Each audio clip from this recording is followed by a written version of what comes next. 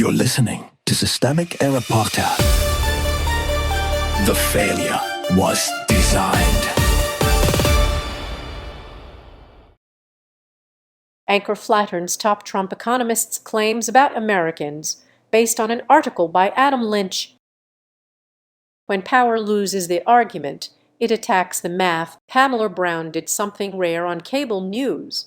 She treated a White House economic spokesman like an official with a burden of proof, not a ventriloquist for talking points. Kevin Hassett came armed with upbeat averages, selective comparisons to Biden, and a fantasy of national prosperity. Brown kept returning to the part that matters. People are paying more, borrowing costs are higher, and the public says the economy is failing them. The economy of denial. Hassett's core move was familiar. Take aggregate numbers, strip them of lived experience, and present the result as proof that the administration is succeeding. Real income growth and investment boom sound impressive until they are placed beside grocery prices, mortgage rates, gas costs, and job growth that has cooled. The point is not that one statistic is false and another is true. The point is that the administration is trying to convert narrow indicators into a moral alibi. That is not economic analysis. It is damage control dressed up as expertise. Who has power? The people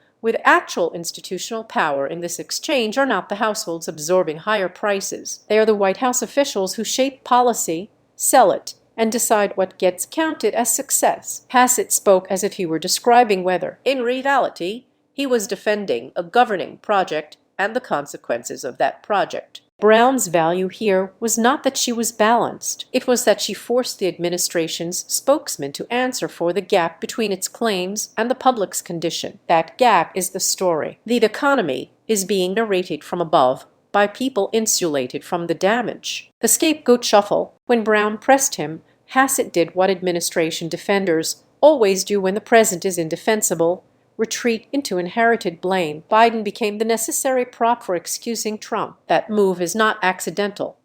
It is the central evasion of right-wing governance. Every failure is inherited, every gain is credited, every present contradiction is explained away by a previous administration's ghosts. This is how political accountability gets laundered. The official responsible for the current policy environment refuses to defend the current policy environment and instead asks to be judged against the last guy. That is not an argument. It is misdirection with a spreadsheet. Polls as reality checks. Brown's use of polling mattered because it punctured the administration's preferred fiction that public frustration is just misunderstanding. When 77% of Americans say economic conditions are poor, that is not a communications problem. It is a verdict on how the economy is being experienced. When 66% say Trump's policies have worsened conditions, that is not noise to be waved away because it is inconvenient to the White House. Hassett's response was the tell. I just don't believe a poll like that. That is not confidence. It is elite insulation. It is the governing class refusing to recognize public judgment unless it flatters power. The pattern. What this exchange reveals is not merely that Trump officials lie. It is that they govern through a collapsing feedback loop.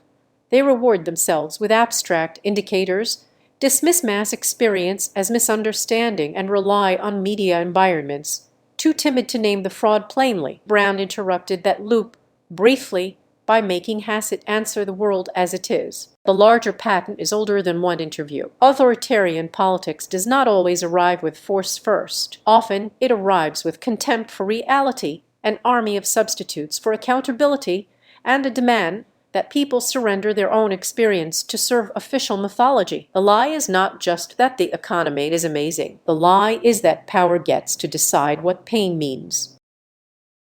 You've been listening to Systemic Error. Thanks to AlternNet for today's article. With the automated voice of LJ, thanks for listening.